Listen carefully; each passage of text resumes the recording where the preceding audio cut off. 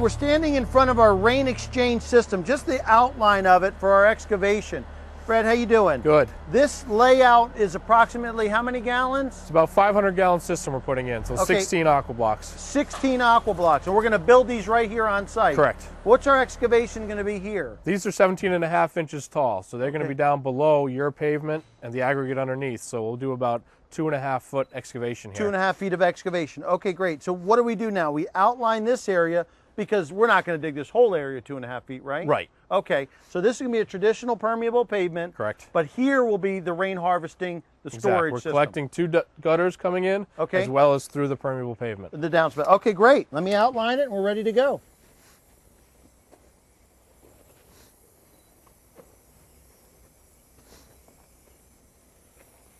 Okay, so Fred, this is a non-woven geotextile, and we're putting this below our rain harvesting system. Why are we doing this now? This is just going to protect the liner from any of the aggregate stone or debris or roots that may penetrate through over time. This will protect that liner. Okay, and we're going to encapsulate the entire area, the area for our centipede, and we'll wrap it up the sides of the excavation? Correct. We've excavated for the Aquablocks and then a small depression there for our snorkel centipede, which is the pump vault a little bit lower than that. Okay, the pump vault. All right, let's get it in.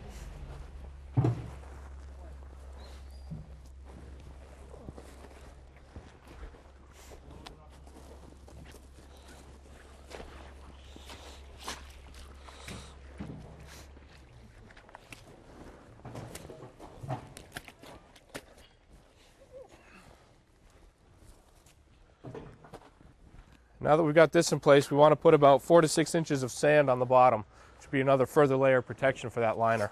Outstanding. Okay, bring it in. Okay. What do you think, about an inch?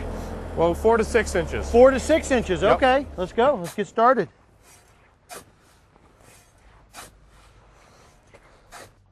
So this is our rubber liner? Yeah, it's a 45 mil EPDM rubber liner. Okay, and we're going to put this over the 4 inches of sand. Correct. Below that is our fabric. Yep. And that depression there, that's for? For the snorkel and centipede, the pump vault. Okay, good. Let's get this in.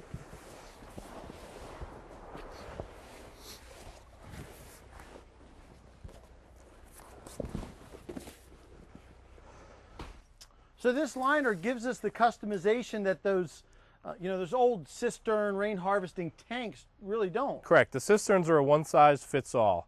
And beyond that, it's when you truck them in, you're trucking a big truck of air, essentially.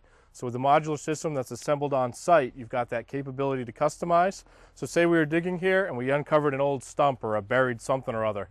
We could dig around that and build this system in whatever configuration would fit. With the fabric, the sand, and Correct. this liner. Okay, let's get it taut.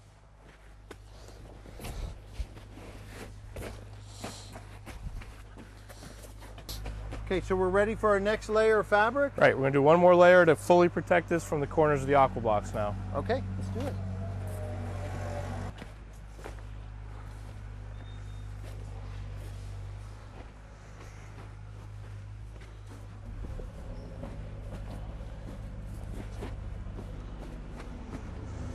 Now, Fred, this overlays our excavation quite a bit. Now, my typical reaction would be to cut it all out and make it nice and neat, but we're not doing that. You don't have to, you certainly could, but by extending it, we're going to collect more of that rainwater. So our systems only say this big, but by extending the liner out, every raindrop that falls to either side will collect and bring into the system. And because it's a permeable pavement system, we want to collect that water. Right, exactly. All right, that's great. So now we got to install in this depression what? Our snorkel and centipede. Snorkel and centipede. Let's grab that. I'll help you get that in. This is a two-piece system? Yep, it's got a vertical element, the snorkel, and the horizontal element, the centipede. Okay. What this is going to do is serve as our pump vault. So the pump that'll feed our decorative stone. I don't understand that. Explain a pump vault to me. What does that mean? Our pump access point. So our pump is going to sit down in here, which is now the deepest part of the whole rain exchange. Okay. So all available water will get drawn down to this deepest point. All right. That pump is then going to feed our decorative basalt stone, which is going to sit right about here. Okay. And this collects the centipede, right? Collects that water to the pump vault, up the snorkel. Yep, we'll come out of here with a pipe to feed our stone, and then also to tee off to the booster pump. Outstanding. Good.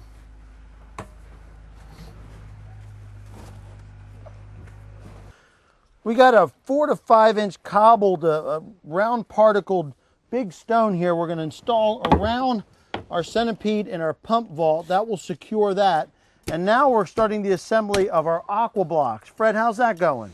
Good. These come shipped flat on a pallet of all these panels. So we got 4 panels across the middle. That'll give us the support, so it's structurally loading, give you H20 loading. Okay. Plenty for a normal residential application. And that's got to save us a lot of money shipping these in panels, right? If this were to be a big tank, it might be one semi with one tank on it being shipped from the manufacturer. Very inefficient.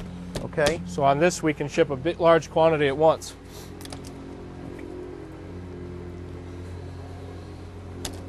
What are these made of? It's a recycled polypropylene plastic. Okay. So 100% recycled materials. Okay, that's got to help with lead credits. Absolutely. Good. Yeah, the recycled content, and then just the fact that we're managing and reusing that stormwater will give you lead points.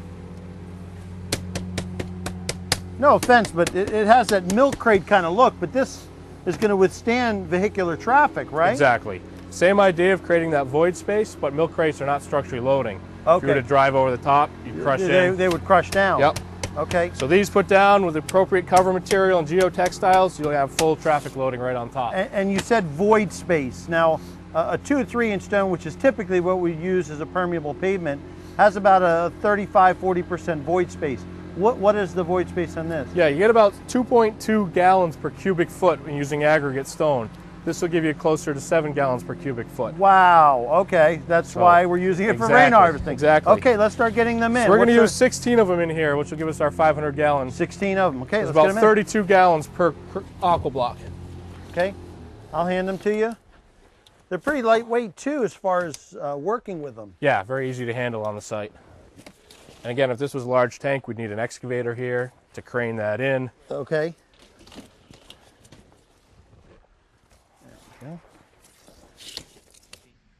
So we have a geotextile fabric? Correct. here? This is a woven one as opposed to the non-woven we use to protect the liner. And So this will is let the water permeate through. over the aqua blocks? Correct. Okay. This will keep our 2s and 3s from migrating into the aqua blocks, and as well as dispersing the load. 2s and 3s, the 2 to 3 inch stone, which is our sub base for the permeable pavement. Correct. Okay. So we just, put it in here and envelope these. Yep. We just want to cover the top of it. And once that's on, Okay. now we can start to wrap it. Okay, what do you mean by wrapping? So we're going to pull up our non-woven underlayment. Okay. And this fabric was to protect our liner Right. from the damage from the aqua block. We can't use this on top because this will clog over time. So Okay. It wouldn't let the water through. Okay. This will let the water permeate right through. Oh, okay, good. So we're just wrapping this We just want to up. wrap this up. Okay, let me get out of your way. All right. We'll cut any extra out later. Okay. Now we want to carefully bring our liner in. All right. Now at this point, we just want to make sure that we don't lose anything like a fold down here that could be a leak point. Okay. So we want to make sure that we trace this edge all the way around and make sure it's all up and above the aqua blocks. All right. Now you've exposed my preliminary layer of non-woven fabric. Right. Okay. Now we want to fill that area with sand. So Okay. between the liner and the fabric will be sand. Good free draining sand, washed concrete will work. Right. Okay. That'll protect the liner from any sharps and also let any water get away from the side of the system. So it'll aid in exfiltration into the subgrade as well. That's right. Good. And by getting these sides filled, that's going to lock this whole thing together and make it one strong cohesive unit. So Fred, I'm kneeling on the aqua boxes. This is the woven geotextile separating that. We're going to put our stone here.